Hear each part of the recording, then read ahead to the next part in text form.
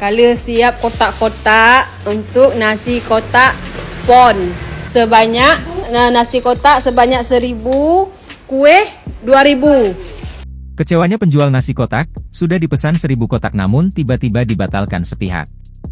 Tengah ramai video yang menarasikan seorang emak-emak penjual nasi kotak kecewa dengan oknum pengurus makanan acara pon yang membatalkan pesanan sepihak.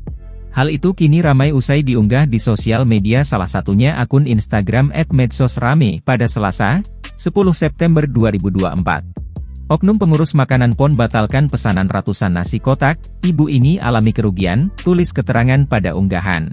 Pada unggahan, nampak perekam video menyorot jejeran nasi kotak yang tersusun rapi di atas dan di bawah meja. Disebutkan jika emak-emak penjual nasi kotak tersebut kecewa lantaran oknum pengurus makanan acara pon membatalkan pesanan H-1 secara sepihak.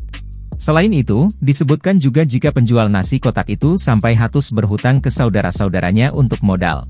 Ibu ini mengalami kerugian gegara ulah pengurus makanan di pon membatalkan pesanan secara sepihak, padahal modalnya hutang dari saudara-saudaranya, tulis keterangan pada unggahan. Usai ditelusuri, unggahan pertama kali dibagikan oleh akun TikTok @hanyakamu190 pada Minggu, 8 September 2024.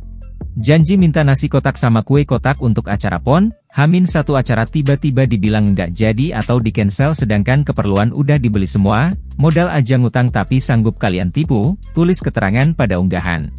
Perekam video pun menuturkan jika pihak penjual sudah menyiapkan sebanyak 1.000 nasi kotak dan 2.000 kue.